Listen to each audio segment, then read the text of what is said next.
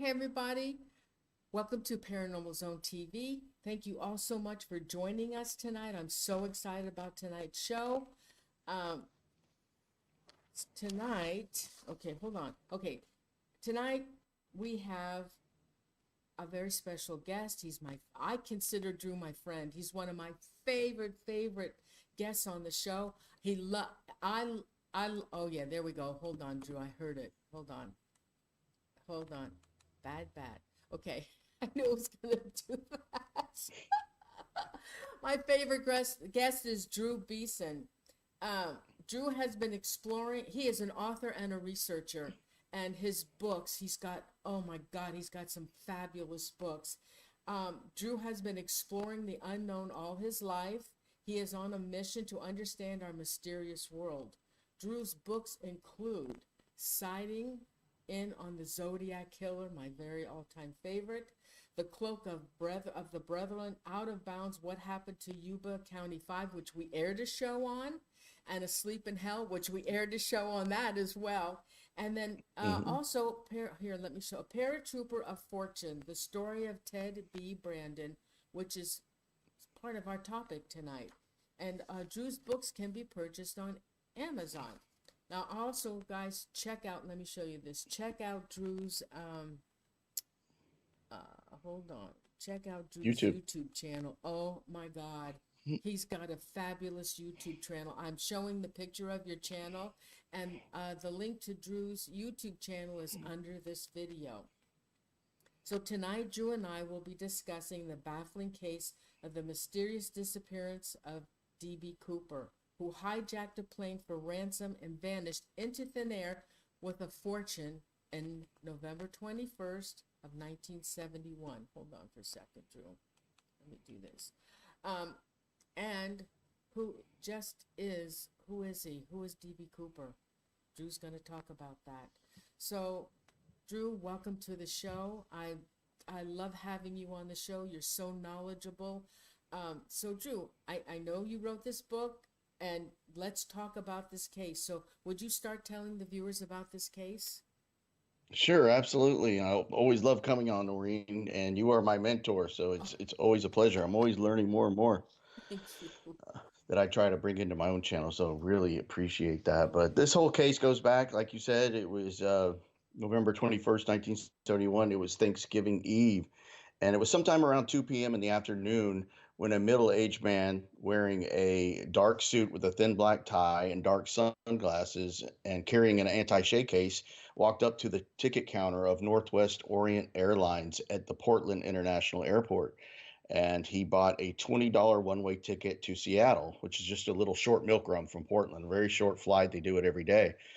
Um, so the man winds up boarding the plane. He's the last to board. He takes the very last seat. It was seat 18E, and he orders a bourbon and 7-Up to drink, and they're making the rounds. At some point right after the plane takes off, before it even, I think, levels out, the stewardess comes by, and her name is Florence Schaffner, and this mysterious man hands her a note.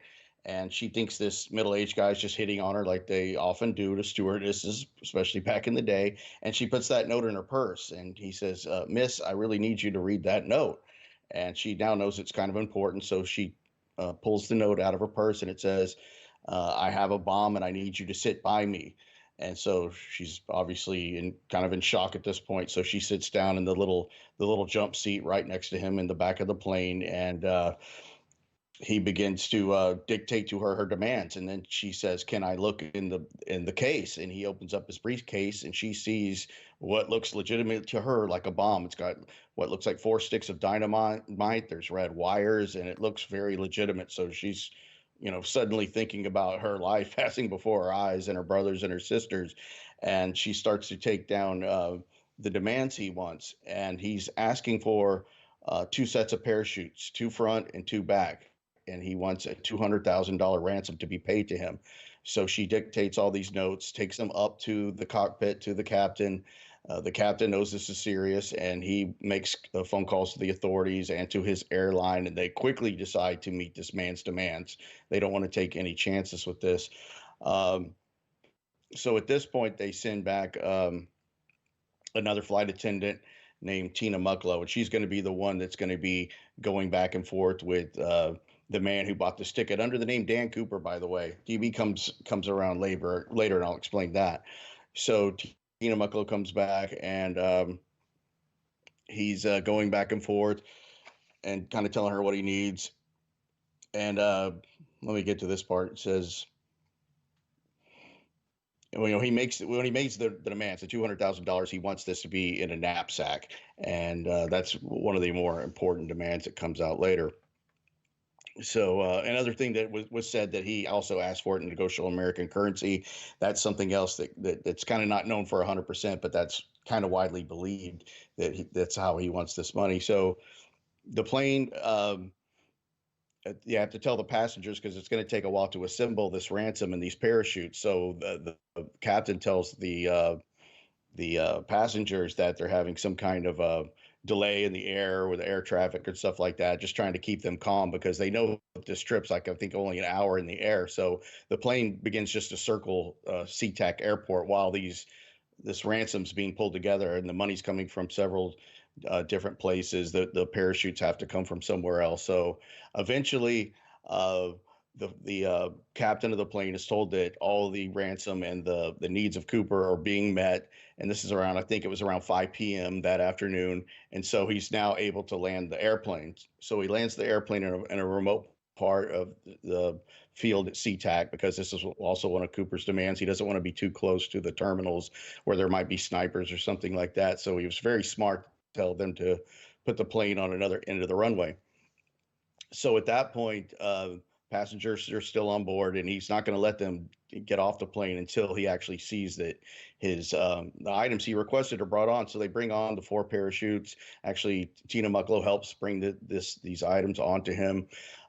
They bring the money, like I said, the $200,000. It's in $20 bills, cash, but it's in a bank bag, not the knapsack that he requested. So he's a little perturbed by this, but he sees that all his demands have been met. So he lets the entirety of the passengers off the plane at this point, and he's just keeping the entire 6-person flight crew and Cooper. So there's 7 total. And so after everything's been met, he makes the instructions that he wants the plane to take off again from SeaTac, but with the aft stair down, and that's the rear staircase at the back belly of the plane. And it's something that only the Boeing 727 had, and Cooper seemed to have some inside knowledge about how this worked. And of course, when he makes that demand, the pilots say, no, we can't do that. That's bad for the aircraft. We're not going to do it. But Cooper seems to know that it can be done, that the plane can take off with that back staircase down. So the pilots are arguing back and forth about that, and Cooper finally relents and says, okay, the plane can take off with that staircase up. So the plane takes off. There's some discussions about where they're going to go. He eventually says he wants the plane to go to Mexico, and they tell him we don't have enough fuel for that, and they wind up deciding for the plane to land in Reno, Nevada. So that's all agreed upon. At some point shortly into the flight, maybe 45 minutes or so, the pilots feel a pressure bump, and at some point, DB Cooper just jumps out of the back of the plane, out of that aft staircase. He just asked Tina Mucklow, the flight attendant, to help him lower that aft staircase. And of course, it was important to him to take off with it down, because it probably wasn't a certainty they were going to be able to get that aft staircase down while they were in flight, but they did. And after it gets down, he tells her to go back up front. And at some point, she did see him putting on his parachute. She did ask him, I have instructions for this parachute if you want it. And he said, no, I don't need it. And she did see him easily putting on the parachute. So at some point over the Pacific Northwest, he just jumps out of the plane with all the money. Now, since they didn't bring it to him in the knapsack he wanted, he did have to improvise. He took out a pocket knife and he cut some shrouds from one of the parachutes he did not use. And he somehow secured the bank bag to his body before he jumps out of the plane. So after that, he's never seen again. The only thing that turns up later is a young boy in February 1980 finds $5,800 of DB Cooper's money on the shore of the Columbia River at a place called the Tina Bar. So that's, DB Cooper in a nutshell. Okay, so let's kind of go over this, because I have a lot of questions. So he buys a one-way ticket for $20 to Seattle to the Tacoma airport. Do you think? And then okay, so what was? I know what was wearing. Tell the viewers what he was wearing that night because it doesn't sound right to me. What he was wearing, and then you said that he brought a black case with him, but actually inside that black case was the so-called bomb. So tell the viewers what he was wearing. You know, like I said, he was wearing a dark suit, had a thin black tie on, sunglasses, which was part of the disguise, and he briefly had the sunglasses off as he boarded the plane. And soon after the plane took off, he put the sunglasses on, which wound up being a pretty good disguise.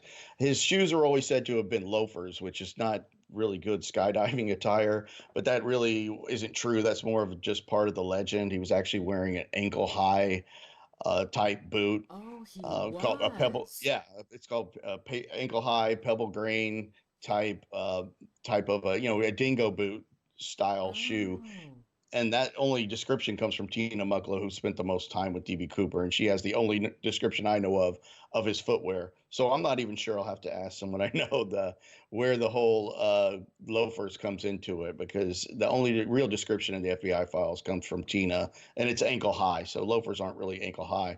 So that's part of the discrepancies that you can yeah. find in this case. But a suit is not ideal skydiving attire either. Of course, he had no helmet that we know of, or anything else that may have helped him in that jump, because you'd want to wear a helmet, and obviously jump boots would be preferable for skydiving. What they Right. a true jump boot.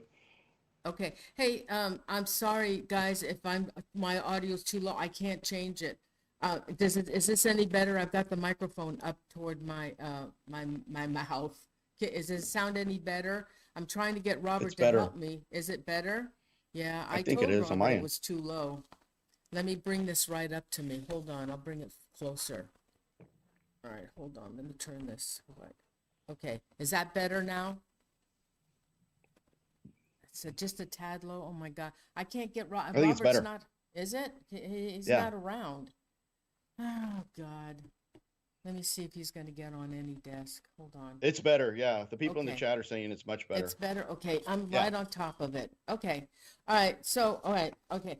Now, the thing is, what I always wondered about this, the way he's dressed, why did he want to jump out of the plane and with a suit on and not change it to some jeans and a sweatshirt or something? it's speculated he might have had something on under those clothes. We don't know, but it's speculated, and we also don't know what else he could have had with him. And I know that's talked about a lot. That's something that you asked about. Is like what all did he have with him Right. on that plane? And I asked my friend Ryan Burns, who's an expert at this case. He's the curator of the Wikipedia page for DB Cooper, and it really needed a lot of work until Ryan got it. They didn't even Wikipedia is the first place people go to read about the Right. case, and they didn't even have the right seat number for Cooper, which Oh, of they course was I think didn't? 18E. Yeah, so Ryan corrected that and made it the best true crime Wikipedia page out there, because he's an expert at the case and fixed so many problems with it. So I asked him exactly what Cooper had on him, and he said, because he's writing a book on this and he's just getting out all the facts. He said he had a briefcase that had a bomb, a paper bag the size of a department store shopping bag, and that was according to Tina Mucklow. $20 bill. He had Benzedrine, All right, hold on which for a is second. All right, hold on. He's gonna.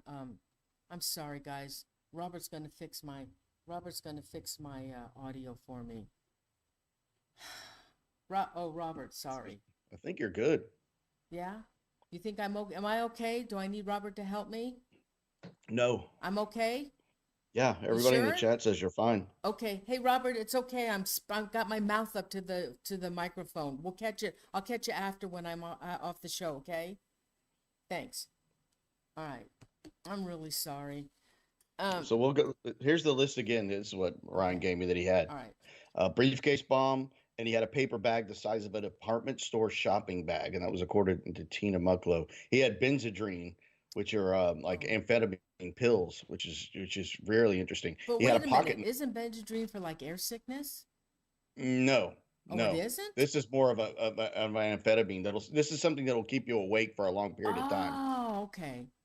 Yeah. Yeah. It wasn't, no, it wasn't for air sickness. This is Okay. for something that will keep you alert and awake for long periods of Oh time. my And this will probably gosh. come up again later. He had a pocket knife. He had a note in an envelope. He had a soft pack of cigarettes kept in his breast pocket, an ICS matchbook, and a Sky Chef matchbook. So that is the Mm. detailed list of everything he had on him, as far as we know, for the FBI files. And thanks to Ryan for providing that. So it's interesting. So, it's also speculated, could he have fit something else in that briefcase that may have helped him?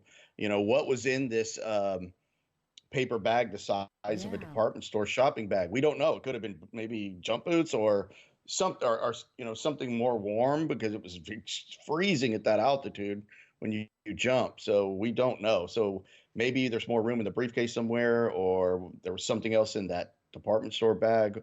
That's open speculation, but that's a very detailed list of what he had with him. Hmm.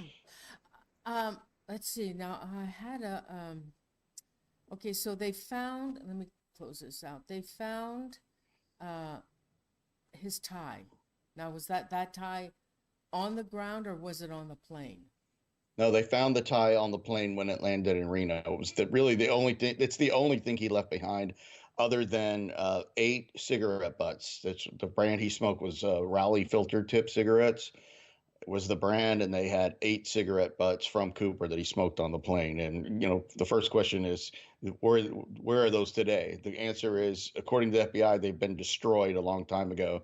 So DNA was never extracted from those cigarette butts, unfortunately, or he would have Why would they probably been do caught. that? Why would they Good, destroy evidence? good question, because the FBI does not destroy evidence. They don't. Even back in 1971, where there was no DNA to speak of, you still would have kept that because it was evidence in an air piracy case. And let's just say you had a suspect that you were trying to prosecute, and it was mostly circumstantial. And, this guy said, the people that knew the suspect said, oh, well, that he smoked Raleigh cigarettes. And they were like, well, how do we know he smoked Raleigh cigarettes on the plane? Because you can't prove it now because you threw the cigarettes Oh away. my, that's So it's something crazy. that they just don't do. But apparently they lost them. At least that's their official line. We don't know where we lost the cigarette butts, and they were never tested for DNA. And there was 8 of them. So he Well, leaves those okay. behind. Except And now I read that they got DNA off of the tie, the black tie. Is that true? they tried to get DNA off of the tie. The last time they looked at it, it wound up belonging to Tom Kay, who was a research person that had access to the tie, doing studies on all the materials that were found on the tie. And I think that profile led to him. So they don't have a profile from the tie that I know of at all, unfortunately, because it's really difficult to get DNA from a tie. Um, from particles like that. It was Really? not near as good as a cigarette would have been, unfortunately. So they really don't have a DNA sample from the tie. Okay, now what about his flight pattern? I have a map of this flight pattern. How did they find um, where he actually landed when he jumped out of the plane? How did they find that? They don't know where he landed. They speculate where he landed based on when this pressure bump was felt. That's what they mainly were going by, because the plane was being tracked. It was being tracked by 2 fighter jets for a while, but the fighter jets were so much faster than that Boeing 727. They had to keep circling back around, but the plane was tracked by radar. So the main source of them trying to discover where the drop zone was, what you would call it, was from when that pressure bump was felt. And they tried to ascertain, where, when and where that happened, and where the plane would have been, and then a certain area on the ground. And this was a pretty large area around Ariel, Washington, where they think the larger drop zone would have been. And that's kind of shifted over the years in different theories, that it may be not big enough, or it's maybe a little more to the west or even the east. But it was always around Ariel or La Center, Washington. Probably maybe an 8 by 8 mile radius. I mean, so they've never been able to pinpoint where he landed, which is a huge point of contention even to today. Um, how big was the circumference of looking for him? Oh, it was huge. it was huge. I mean, they had people on the ground. It took a little while to assemble the searchers, but they had a large group of people, and several miles area of around Areola Center, north of Vancouver, Washington. That farmland area all through there. Just search by foot over and over and over, and nothing was ever found. No parachute was ever found. Nothing other than the money turning up later Oh, wait in a minute. 1980. Okay, so if you search the internet, they show a picture of a canvas bag and a parachute that they say was his.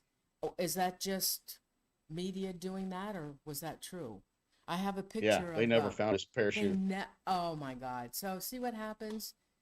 That's what you get on the internet. They just, from one person to the other, Well, they just, one researcher claims he found his parachute, but we know that that's not true. The people that really know the case know that's not true. One researcher claimed he found DB Cooper's parachute, but one of the reasons we knew immediately when they showed that parachute that it was incorrect was that it did not have D rings on it, what are called D rings, and that would attach the main parachute, the one that goes on your back, to a reserve parachute that goes on the front, which DB Cooper, when he asked, just called it front. They're called reserves because it's your backup. If your main goes out and it doesn't work, you go with your reserve in the front. But we know that that parachute that he claimed to find wasn't Cooper's because we know for a fact that it had no D rings on it to be able to attach it to the reserve parachute. okay. And the one that the researcher claimed to find had these D rings. So we knew immediately it wasn't Cooper's. I'm, Besides, Cooper would have immediately buried that parachute. Why would you lug a heavy parachute out of the woods when you could just bury it somewhere in the foliage of the Pacific Northwest? It would really make no sense to take the parachute out with them. Now you sent me this pictures of the parachutes. Um, a 26-foot canopy manufactured 957. You sent me those, right? Yeah, Yeah. left on the, okay. So this parachute, the khaki colored one, he had asked for two parachutes. Why did he ask for two, do you think? He asked for two sets, and that's because it would make it look like he was going to take a hostage with him, which is very smart. Oh, oh, very interesting. So here's the first one, and this is the one that was left on the plane. And then let me show the second one, Yeah, the that one's in the black museum. one. Yes, that's the one. Yeah, that's the one. And this one, now this black one, this is the one that he jumped with, but they didn't No, find it. the like, yes, that's the one that was left on the plane. Right, like you The said. beige one. But Uh-huh. what about the black one? It says Cooper jumped with this one. That's actually like an army green color, I think, and that is the one that Cooper jumped with. That's a picture of the one. I mean, this is the representative of the one he jumped Oh, with. okay. They never found it, but this is representative of that. The Okay. other one is actually the one that he did leave on the plane that's in a museum. But that's a picture of an exact a demonstration of the one he did jump with, which was never found. Okay. It was Well, a 24-foot canopy. um, let me, okay. Now, according to the FBI, their profile on DB Cooper is that he didn't know anything about skyjacking, and that he was uneducated in that. What do you think? Oh no, wait a minute. Well, Whoa, no, we're gonna do the profile of him after. But this is what the okay. FBI said, that he wasn't skilled. They doubt very much that he survived the jump. And of course, to this day, they haven't been able to find him. Nothing on him. Now this Cooper guy, he was really specific in the money. Why do you think he picked out $200,000 for his ransom? Was it just a number to him? We don't know. It could have been. A lot of people speculate why he didn't ask for more. Of course, in today's money, $200,000 is, I think, around 1.3 million. So that was a whole lot of money back in 1971, and people forget that. But later, another hijacker gets away and makes it to the ground with $500,000. So that's always one of the bigger questions is why he wouldn't have asked for more. It could have been because of the weight of the money, and when you're parachuting out, that can, the weight of all those $20 bills could cause you, trouble when you're in a free fall, could cause you to spin. That could have been one consideration. Maybe he thought 200,000 would be easier for them to assemble and bring to him without, more delay. is a concern that he may have had, but we don't know. We don't know why he asked for that specific number. Well, he was worried. According to what I read, that he was worried. You're right about the weight of the money. Now, he also was really particular about the random serial numbers. Yeah, their serial numbers were recorded, so that's just something he was going to have to contend with, or maybe he already knew there was going to be a way to launder the money. Now, when he was planning his escape, he was really, I mean, he was really specific as to what he wanted. Um, and let's just go over this. His directions included a specific airspeed, Yes, cruising altitude, it's important. I'm glad. Yes, it's very important. Yeah, he knew the directions of. Yeah, he knew how to tell them to fly the plane. Yes, 200 miles an hour. The wind flap settings at 30 degrees, and basically what they call low and slow. It makes it easier to jump out of when it's going slower, of course. So that, yeah, he knew the settings to tell the pilots to fly the plane that was going to enable him an easier jump out of it. and the cruising altitude, wing flap degrees. Now, he must know about airplanes if he knew about the wing flap, don't you think? Yeah, he had that knowledge. He had the knowledge of the right settings, the altitude, the flap settings. He knew, and more importantly, he knew that that plane could take off with that aft stare down. And the pilots didn't even know that. In some respects, Cooper knew more about the plane than the pilots, Oh my. uh, particularly that aft stare, being able to take off with it in the down position, uh, open. And the pilots probably thought that would just destroy the airplane. And it's not good for it, but it can be done because people speculate that maybe Cooper had this knowledge from Vietnam, where they were doing jumps from 727s over Thailand at one point in the 60s. Now, So it's speculated he got this knowledge from being over in Vietnam. now he had ordered the flight crew to when they took off. So when they landed in Seattle, he let all those passengers get off the Yes, plane, right? once his demands were met, he let all the passengers off, Hmm. and he And kept the flight crew. oh, he cut the flight crew too? No, he kept the Oh, he kept the entire flight crew. okay. Let me show a picture of the crew. See, I have a picture of them somewhere here. Okay. Okay, so they leave um, Washington, Seattle, Washington, and then he tells them to head toward Mexico. But Right. then they don't reach Mexico and he jumps off the plane. Right. Well, he tells them that's where he wants to go, to Mexico, and they tell him they don't have enough fuel. So I think San Francisco was discussed, and they wound up agreeing to land the plane at Reno, Nevada. So that was all agreed to by Mm, Cooper and the flight crew and everyone else involved, that they were gonna land in Reno. okay. This was premeditated, right? He knew he had all Oh yeah, it this was very planned. very well planned, very well planned out. It was definitely not a spur of the moment thing. He did everything right in a lot of ways. He even asked for his handwritten notes back. He was definitely on a mission, and he meant business. And by all accounts, from the passengers on board and the flight crew, he was extremely calm the whole time. Now, I want to go over the night that he had jumped off of that plane. The night, but okay, so he had planned this on November 24th. I don't think the weather wasn't that great. No, the And weather the weather was not that great. It wasn't as bad as people say, but it wasn't ideal for what he was going to do, why would but he mainly pick because of the that? cloud cover. Right. It was windy, it was howling, it was a dark night, there was no moon. The place that where he had jumped, there was no lights at all. It was all dark. Um, he was dressed in black, cloud cover. Uh, why did he do that? Why would he jump in those conditions? Well, he could have been suicidal. He could have been so desperate for money. He could have been just really good at it. Kind of that's where I lean, but those things are just it's what keeps the case so interesting. Is we can speculate it on it for forever. Was he an experienced skydiver or was he not? There's things that kind of point towards both. There's things that honestly you could kind of make a case for either. You can make a case that he probably never jumped before in his life, and then you can make a case for maybe he was experienced. Mm-hmm. That's what makes it so interesting. And there's so many anomalies in it. Why did he do that? Why did he not do that? Is what I think is why it's such a great mystery still. Do you think that someone was waiting for him when he jumped?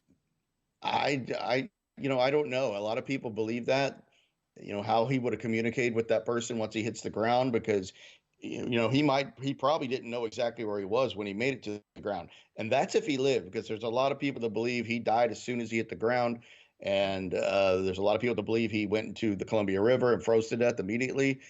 And that could have happened. We don't know. Since we never found Cooper definitively, those options are there. He may have just died in the jump. He might have been a no pull, never was able to get to the ripcord, or passed out or something before he's able to even pull the ripcord, and that's why the parachute was never found.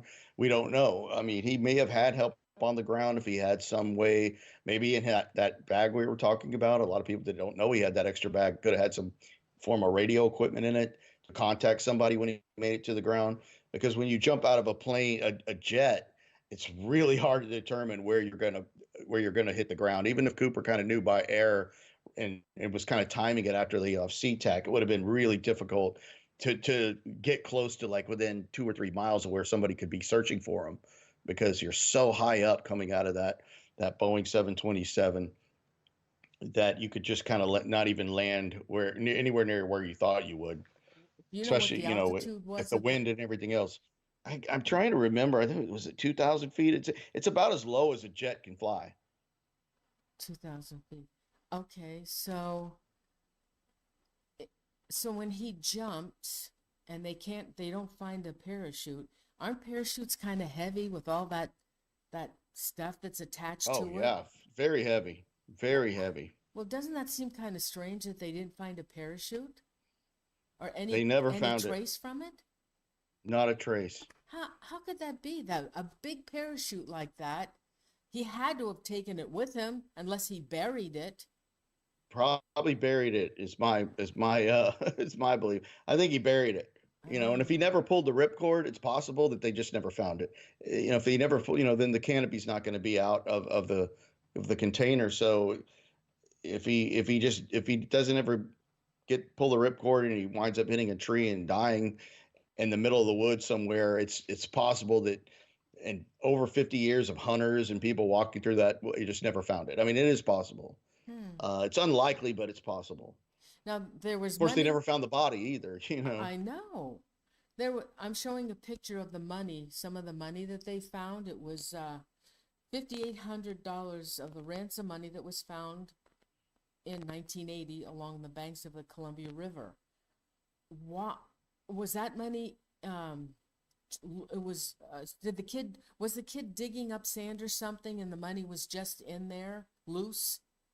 It was rarely just under the surface of this beach sand. It's a place called the Tina Bar along the Columbia River. It's not a well visited type place. They were having what they said, they were having a barbecue in February. It was pretty cold. I don't think there wasn't snow on the ground that particular day, but there was a few days later. But he was literally just looking for some wood for the fire.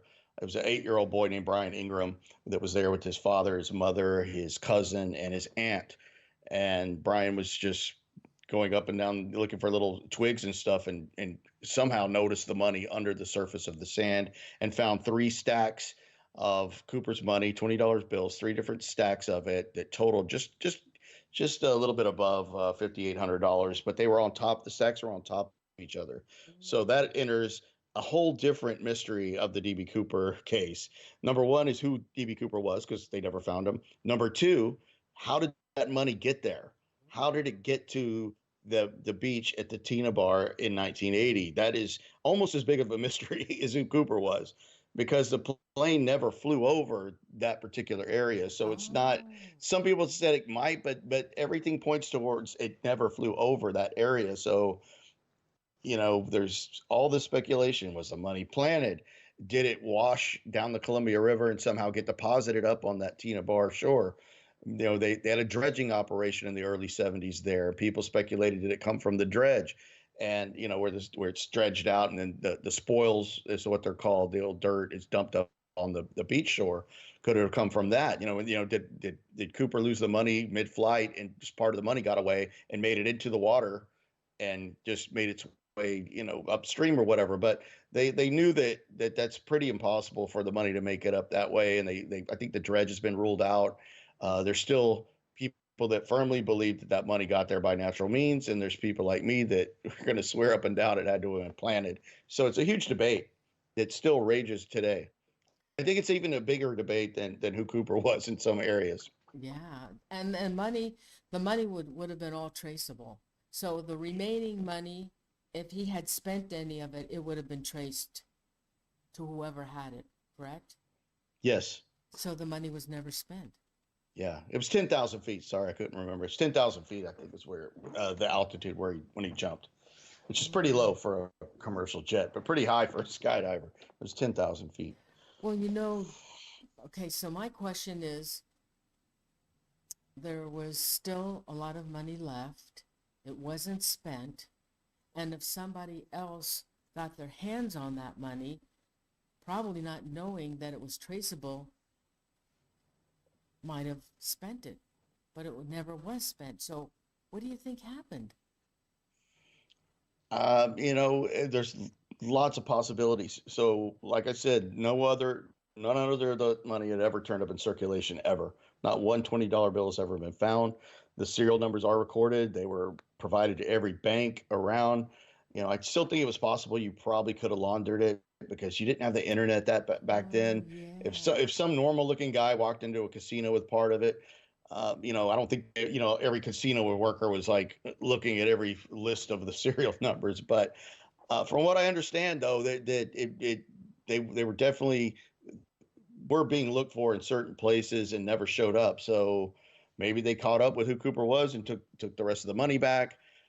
There's all kinds of theories on what could happen to the money. Maybe, a lot of people think he just, lost all the money that died with him, and that $5,800 separated from him when he jumped, and that made it into the water and wound up getting deposited up on that beach. And that's all there is. And the rest is long gone, brought out to sea down the Columbia into the ocean. I mean, there's so many theories about how the money got there and where the rest of it is. We don't know.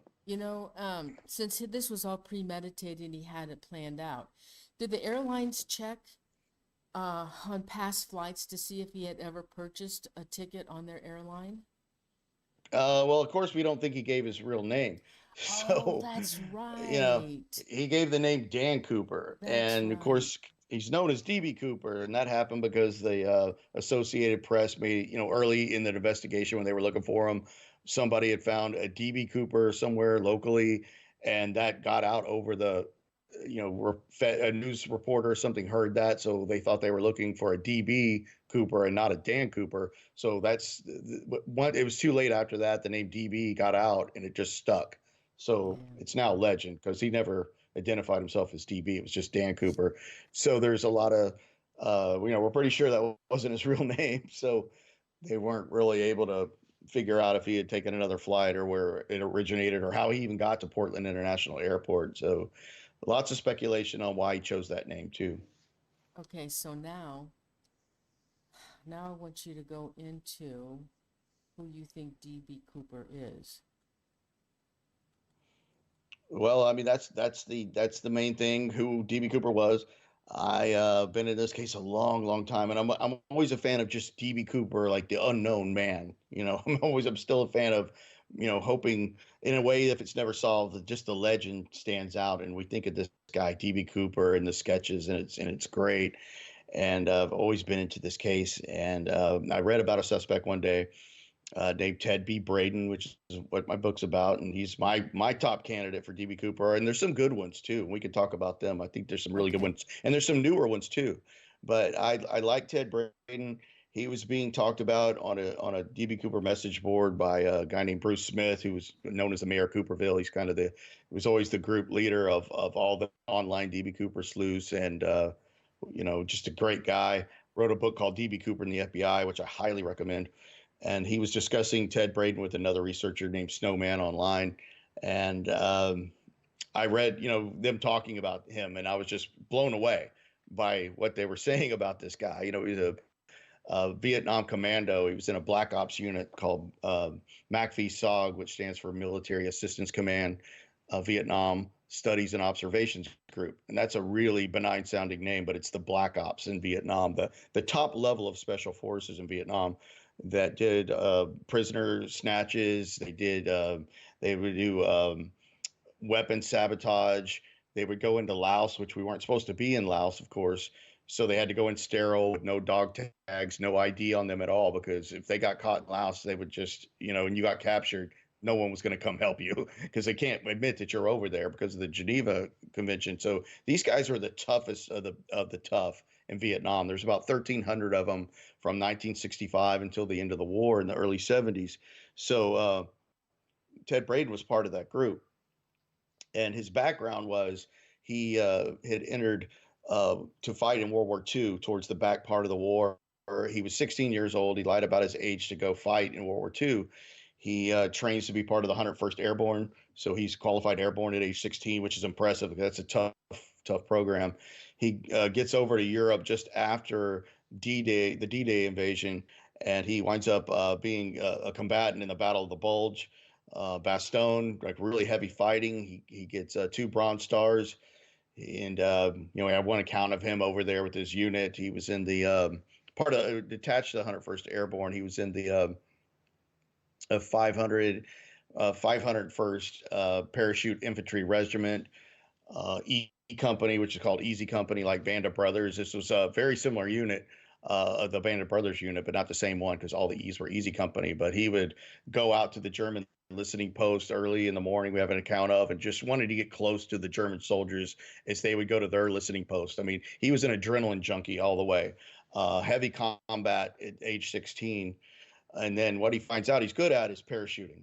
He was arguably the greatest parachute in the history of the Army. He was that good at it. He was just a natural at jumping out of airplanes with whatever he had. He was so good at it. He was in a competition jumping team with the military called the Golden Arrows, where they would go all over Europe and do skydiving competitions, and he would win most of them in the early 60s until he finds his way over in Vietnam.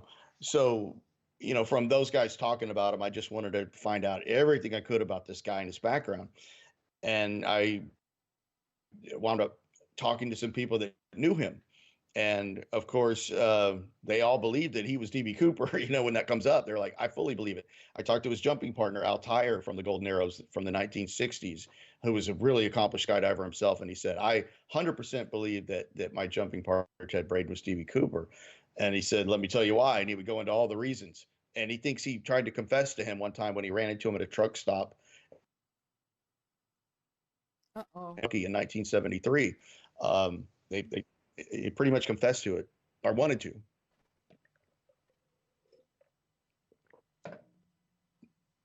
You there? Yeah. Okay. So he meets up with him at a truck stop. They're sitting in the cab of the truck, and Ted Braden asked Al, hey, did you hear about the DB Cooper thing? And he's like, no, I didn't really follow it much. And Ted was really kind of dejected by that, because I think he was trying to tell his old jumping buddy that he was the hijacker himself. So it was years later that Al was at he was in the military at the time, career military. Later saw a parachuting magazine where they had an expose on DB Cooper and had that famous DB Cooper sketch. And when Al saw it, he clicked that it was his friend Ted Braden. He said he had the smirk on his face and just became a light believer that his jumping partner was DB Cooper. So going past people like Al Tyre, most of these elite guys in the special forces from Vietnam, including the legends, like a guy named Billy Waugh, who's probably the most famous Green Beret that ever lived. And this guy was just up there, with everything he did. Absolute legend. Passed away about 4 months ago, I think. Billy Wall was of the belief that Ted Braden was D.B. Cooper, fully of the belief that Braden was Cooper. And, Billy Wall had spent so many years in special forces, but then also with the CIA. He was the first person to took surveillance photos of Osama bin Laden. He was hunted Carlos the Jackal. He was 70 years old over in Afghanistan hunting the Taliban. This guy, invented the word badass, and he fully believed that Braden was DB Cooper. So Billy's endorsement is something to not be overlooked, because he told me personally that he felt that Braden was Cooper. And he stopped short of saying, I have inside knowledge of this, but I could just tell you he was confident in that belief. And so were so many other people that served with Braden in Vietnam and MacVsog that knew him. Um, Al Keller, that was on his team, that MacVsog are on teams. Braden was on the leader of what was called Team Colorado. It's a 7-man team with 2 or 3 Americans, and then it's made up with the balance of indigenous troops that the U.S. Special Forces would train over there. And Al Keller fully believed that Braden was D.B. Cooper. That's what separates Braden from so many other suspects in the case, is that there's people that knew him personally that believed he was Cooper. That don't even know each other. There's from several different areas of his life, they believe he was Cooper. People that knew him, people that fought with him, people that jumped out of planes with him believed he was Cooper. And he's the only one that can really say that, outside of a suspects, maybe their son or daughter thought they were Cooper, or their spouse maybe. With Braden, I personally know 8 or 9 people that knew him that believe he's D.B. Cooper. Really? So the belief is so strong that, it's hard to turn away from it. They are adamant about it. Well, that Brandon guy, he was reckless. He absolutely reckless and crazy. Yeah. And he would take chances. Do you think that he might have done this on a dare to himself, that he could get away with it? I think he wanted the money. Oh. His whole life was about money. Yeah. In Vietnam, all he wanted to do was make more money. He'd work the black market, anything he could do to make an extra dollar. He made it clear in a magazine article in Rampart magazine from 1967. He writes an article in this magazine, which is kind of a counterculture, anti-government magazine called Ramparts. This is the original issue of it. And he basically gives you his motive in this magazine for why he would ever do that, because he always wanted money, and he was looking to fight as a mercenary. He deserts Vietnam to go fight as a mercenary. He just leaves the battlefield literally at the end of 1966 to go fight as a mercenary, because they make more money. He's all about he's all about using his skills, which are, you name it, assassination, whatever, infiltration, leading insurgencies, counterinsurgencies. He had an ad in the San Francisco Chronicle looking for work, where it just reads like this amazing, insane, it says right here, and this is an actual, that's him on the front, and then this is an actual posting he put in the San Francisco Chronicle, looking for work as a mercenary. It says, mercenary soldier, 14 years military service, available for position immediately. Qualifications: 101st Airborne Division, World War II. Master parachutist, 911 log jumps, including 695 free falls. Ex-lieutenant and ex-sergeant, U.S. Army. Operated in 4 countries in Southeast Asia and 2 in Africa. Experienced in the use of weapons, demolition, sabotage, infiltration. Specialty is training and directing hunter-killer teams. 23 months of jungle operations in and out of Vietnam, willing to organize and or direct insurgency or counterinsurgency teams, whichever is appropriate, to non-CIA supported employer, and then gets into his references. So this guy is tough. Yeah. And I mean, he is a felon. He is a convicted felon later. He gets caught. He went to jail. Yeah, he went to jail for a trucking scam. He was a truck driver, and he would arrange for his loads to be stolen. He stole a full load of fish and meat and drove it over state lines and got caught. Of course, he's always soon let out of jail when he gets in jail. He seems to have unlimited get out of jail free cards, mainly because of what he knew from Vietnam, is my belief. But he never admitted to anybody that he was the hijacker. No, he comes close to admitting it to Altair. Altair thought that he wanted, it was kind of a wink, wink when he was asking him about, did you follow DB Cooper? And he seemed really disappointed when Al just didn't think, much of it or didn't follow it. His third wife, he was married 3 times, told the rest of her family that she believed he was DB Cooper and that he had told her, but she had early Alzheimer's, Mm. so we don't know how confident that was. But the rest of his family, his stepdaughters, all believed he was Cooper. But he's never known to have made a full confession, 100%, other than possibly his third wife. Now, you said that there were possibly um, some other people that could have been DB Cooper, but did they come as close as this Ted Brandon? It's Braden. Um, Braden. yeah, there's a lot of good suspects out there. There's some that are better than others. There's new ones that come along all the time. There's a new one that came forth from the particles found on the tie. His name is Milton Vordal, and you can find more about him and some other really good, great DB Cooper stuff on nordjack.org, which is Ryan Burns' website. And he's a great DB Cooper researcher. And there's some new suspects on there on that site that I've never even heard of that came out of the FBI files. So it's Nordjack, JAK, not JCK. It's nordjackjk.org. It's a great site to find some of these other suspects, including Milton Vordal that comes out of. Here's a guy who I think is a good suspect. That Nicholas Broughton's a good researcher, a friend of mine that's helped develop him, and he's not known to ever have jumped out of a plane in his life. Contrast that with Ted Braden, who could probably the best parachutist that ever lived. That's what I was saying. It makes this case so interesting that you could have a great suspect that's never even known to have jumped out of a plane. It's just so great about it. So, But what about you know, the sketches that they have from the witness from the people on the plane that they all gave almost the same exact description of him? Does anybody come close to that those sketches? well, certain people look a lot. Certain suspects look more like the sketches than others. There was 3 sketches. I don't know if you have the I have graphic them. up, but they Yeah. they have the first, which is called Composite A, which it's known in the DB Cooper annals as the Bing Crosby sketch because it's kind of void of any real definition, and it looks like Bing Crosby. So that's what he's known as. And then the other one's called Comp B, which is the one on the bottom. Yeah.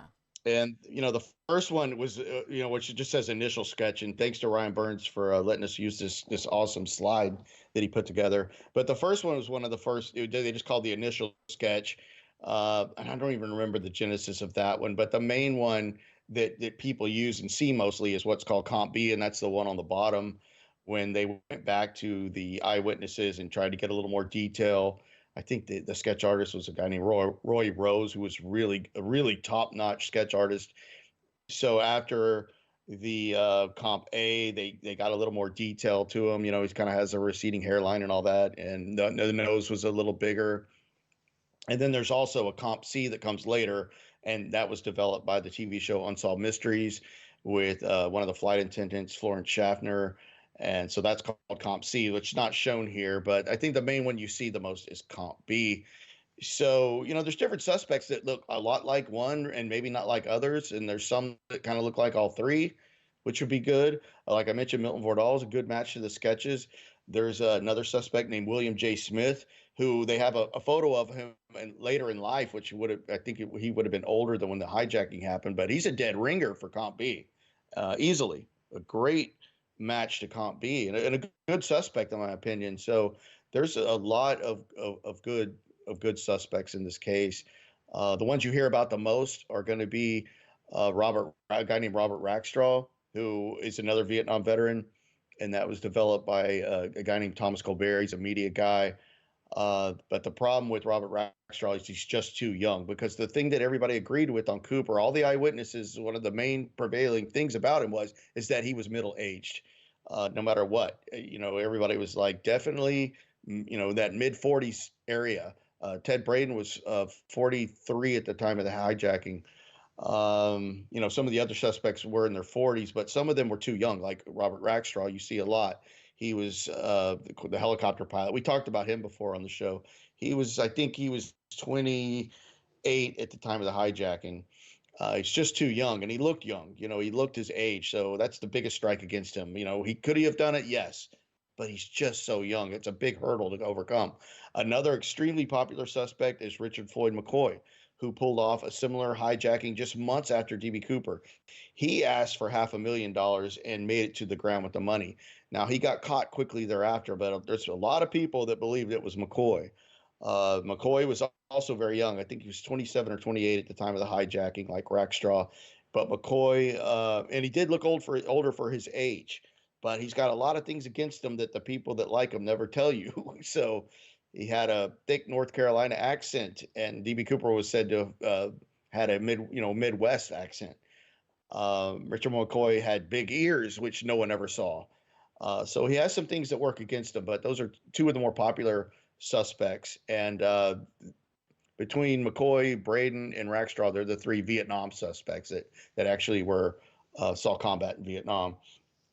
But like I said, there's some pretty good suspects that can never be proven to ever jumped out of a plane. One of the viewers, Charlene asked, "Did was the boy able to keep the money that he found?" But it was in bad Yes, shape. he did keep. He did. It was in very bad shape. He got to keep some of the money. No kidding. He got good yeah. question, Charlene. He had to have somebody intervene on the behalf of the family to keep some of that money. When they found the money, they took it home, and I can't remember. They tried to wash it in the sink, which wasn't a good idea. It probably made it degrade even more. These bills were all eaten around the edges, and some were in better condition than others, but they intervened, which turned out to be a good thing. That he did get to keep part of the money, and he auctioned off a lot of that years ago. He still has some of it, of course, and the bill's in better condition now. I think I saw one that was being offered up for $10,000 for one degraded $20 bill that was verified. It comes from Brian Ingram. He owned it, and this stuff has been they grade it and they certify it, so you're getting the right thing. And I know when he had some auctioned off, that it was all guaranteed stuff. But now I think I saw one of the 20s that's going for $10,000. Oh man! Good so they're really good for Brian. Yeah, I know he I don't know how much of it he's got left. I mean, I can't remember how many bills he had. Not all of it, because the insurance company kept part of the bills. And I never heard that the insurance company ever tried to auction off theirs. I've never heard that. That'd be a good question. If Ryan or Nikki, if y'all know the answer, or I'll even ask Brian Ingram if he's around, or Nikki can, or whoever knows that the insurance company ever tried to sell theirs. I don't think so. Only Brian has ever put up some of his personal bills for sale. And they go for big money now. They're probably worth more than they've ever been. Just a smaller fragment of it. If it just shows that 20 and smaller pieces can go for $3,000 or $4,000. Oh my God! Just for a fragment of one of the bills. Okay, Sarah Claire is asking about the DNA, if there's any left, but the little bit of DNA that they might still have, if they had any suspects that might be incarcerated, do you think they check their DNA against what they have? I don't think they have any DNA, they unfortunately. Don't at all? No. I mean, they tried to get a sample from the tie, and I don't know if that was multiple samples or whatever, but they're not full profiles, so you can't do a genealogy trace. You could test a suspect against that. The smaller profile they did. I know they did that with a suspect named Lyndall Cooper, or LD Cooper. He goes by a lot because his niece brought him forward, and he was negative against that, which kind of hurt him as a suspect. And it really shouldn't have, because I don't think they have his DNA. Getting a DNA sample from a tie is, it's extremely difficult because you're just using the particles off the tie. There's not like there's blood or saliva like the cigarette butts would have had. So I don't think they have it. And I think, he's the only. I know that they also tested a suspect that passed away just a few years ago named Sheridan Peterson, a really interesting guy. And when the FBI went and questioned Sheridan Peterson, they told him that they had DB Cooper's DNA. But I think that was just to get him to either try to confess or whatever. And he eventually gave them a DNA sample, and he never heard back from it. So I think they were just trying to coerce him into maybe a confession. And I don't think it was Sheridan Peterson, but he kind of enjoyed the attention. But I really don't think they have Cooper's DNA even from that tie. So even if you brought along a really credible suspect, they're not going to test it against anything. They're just not. I mean, this is the same FBI that lost the cigarette butts, and they also can't find a hair that they got Oh, from the that's back right. headrest. Yeah, they had a hair that they believe Yeah. was Cooper's from the back headrest that was put on a slide, like a lap slide, and kept, and that's now been lost. So Jeez. we don't even have the hair now. So could there be a cover up going on? Maybe. I don't know. Sarah Claire is asking you, Drew, if he had any siblings. Do you know Who? of? Braden? Drew. I mean, DB, Braden. Braden? Yes, he had a half brother. His name was Clifford Dearbaugh, which was a big genealogical breakthrough for me to be able to find out who his relatives were, because his mother got remarried soon after Ted was born. His mother got remarried to a man with the last name Dearbaugh, and it's actually his name is Clifford Dearbaugh, and Ted Braden's half brother was Cliff Jr., who went by the name Skip. Uh, Ted's nickname as a young boy was Corky, so that probably wouldn't have gone over well with his Vietnam comrades calling him Corky. So I don't Oh, think they ever knew that. But when he was a young boy, he was known as Corky. But he did have a half brother, and his half brother had already passed away. But I met his nephew, which was Cliff's son, which is Mike Dearbaugh. He lives in Scotland, and Mike gave me a really great photograph of his uncle Ted Braden, where he's sitting next to his mother on a couch. And the noticeable thing about him in that photograph is that he's very dark skinned in that photo. And that was one of the things they saw about DB Cooper. Most of the witnesses said he was swarthy or dark skinned, right. and that led people to believe he could have maybe been Native American or Hispanic. But they all said he was a white male, but just had really dark skin. Some could interpret that as olive, but the word they used back then was swarthy, Wow. so very dark. So he had that in that photograph, which was taken around 1975. Of course, the hijacking's in 71. So yeah, he did have a half brother that I know of, and he had a niece too that I know. And the niece gave me her DNA in case they ever do find DB Cooper's DNA. I have a good sample to match You against, which have to. which comes from his niece. Yeah, she sent me a cotton swab. She did it the right way with the instructions with a cotton Oh swab, my God. in her mouth, and she put it in a plastic sealed thing and mailed it to me, which Oh is really my. cool. So I have that. If they ever do find it's the cigarettes, I'm on board. I have it. Oh my God, Drew, that's Yeah, crazy. very nice that she did that. His Yeah. uh his nephew also volunteered to do that, but it was a little more difficult because he was in Scotland, and I knew I could get this other sample, so I went with that one. So I still have it. Oh my God. That was a fabulous story. Let me. So everybody, here's Drew's book, Paratrooper of Fortune. It's on Amazon. All his books are on Amazon, and this one is on the DB Cooper that we discussed tonight. Um, Also, please check out Drew's YouTube channel. It's really great. He's got a great channel, and he's my kind of guy. He has missing people and true crime. It couldn't be any better than that. And that's why I love having Drew on the show. Drew, thank you so much for joining us tonight. I really appreciate you. Every time I ask you to come on, you're always gracious to accept my invitation, and I really appreciate it. And of course, I love Thank you. having you on the show because you're so damn knowledgeable. If you Thank you, think of Noreen. now, I don't have my studio, so I'm doing a different kind of, I'm airing it in a different way. I won't get my studio back now until August, it looks like. So, Mhm. uh, but these shows are working out okay. So as long as we can get the audio and the video worked out, it's fine. Drew, I hope you come back. I'm gonna think of a. I think we've done all your books, although Mhm. as far as missing people go. I am gonna have Drew Yeah. back on with Mark Hewitt. Now, Drew is also an expert in the zodiac, my favorite topic, and so is Mark Hewitt. And I've had shows with Mark Hewitt. Unfortunately, some of my shows were on another channel, so I don't have those shows. I want to bring Drew and Mark together on the show because they're both experts on the zodiac, and I want to hear their views on the zodiac, what Drew thinks as far as who he thinks it is, and what Mark has to say about it. And Mark has also written 3 books, the who, the why, and the what, I believe it was, and I've aired 2 of those shows with him. But that's my next topic I want to bring on the show.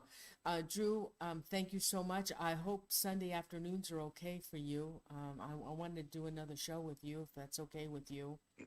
Yeah, those Sunday afternoons are great. And check out Myth of the Zodiac Killer. It's currently on Peacock. I am in that show. Oh, It's really good. I Really good show. I don't have Peacock. I would love to see that. Okay, so Yeah, if it you turned out have really good. Peacock, Really, really good. I would love to see that. Maybe I'm gonna have to sign up for that because I would love to see that show with you. Drew, again, I want to thank you so much. I'm going to get into a hold of you. I want to do another show with you on a Sunday afternoon, if that's okay with you, and we'll think of a topic, okay? Okay, sounds great. All right, thanks, Drew. Thank you so Yeah. much. Thanks. Have a great Thanks, Norene. rest of your day. Thank you. You too. Thanks.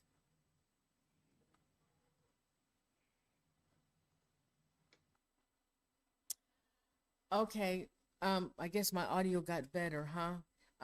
Everybody, thanks so much for being here. I really appreciate it. These Sundays afternoon, I don't know if it's okay with you, if it works out okay for you. Right now it is. I might go back to my Thursdays, Thursday evenings. But anyway, thank you so much for joining me on this Sunday afternoon. It's 101 here. I imagine all of you are suffering from this heat wave that is happening all over. Let me do some shout outs. Let me go back up here. I really appreciate you being here. Thank you. And I want to thank my mods, Renee and Chipateri. They're always here. They've supported me for years, and I love them dearly. Thank you. And I have some really, I have followers, and I have my best friend from Scotland, Tallcross. He's always here. I've been looking at the chat. I guess Sunday afternoon is better for you, huh? Tall. I'm sorry, poor thing. On Thursday nights, he's up like at 3 o'clock in the morning. Watching the show. So let me do some shout outs. I am all, let me go. Am I at the top? Okay, this is as far as I can go. Of course, Renee. I am Alpha, Patricia Samila, Thayer, Chipateri, Lori Miller. Anybody else? Anybody else? Okay. I don't see anybody else left. Tallcross, of course, from Scotland. Sheila Sykes, Sarah Clare, Lynn Bowling. Oh, Lynn. Ah, nice to see you here. Charlene, Ken Grove. Let's see, Patty Gimlin. Anybody else? Lisa Marie. Anybody else want to shout out? Oh, I got me speak into the microphone. Yes, Drew is one of my favorite guests. Oh my God, he is so knowledgeable and so well spoken. I love him. I love doing shows with him. Oh, Bat Falcon. Okay, let's see. Anybody else? Okay, Julie. Okay, good. I'm glad you guys enjoyed the show. I had told Drew I was going to air this topic last year, but we didn't get around to doing it. So everybody, thank you so much. I love you guys. I'll set up another show for a show in August. I got a lot going on. I should get my studio back. It's got to be all put back together. And So that's going to take some time. But anyway, I will do another show and I'll post it and let me talk to Drew about a topic, okay? So thank you so much. I love you guys. Thanks for not forgetting about me. And if you're watching and you like what you see, if you would please subscribe, I'd appreciate it. I'd like to build my viewership up again. I lost viewers, I lost subscribers because I hadn't aired for a year, and I'm sorry. I just discovered how to do it this way with a webcam. So everybody, I love you. Thank you. Have a great Sunday, what's left of it for you, and I'll be posting a show up soon, okay? Love you. Thank you. Thank you to my mods as well. Thank you. See ya. Bye.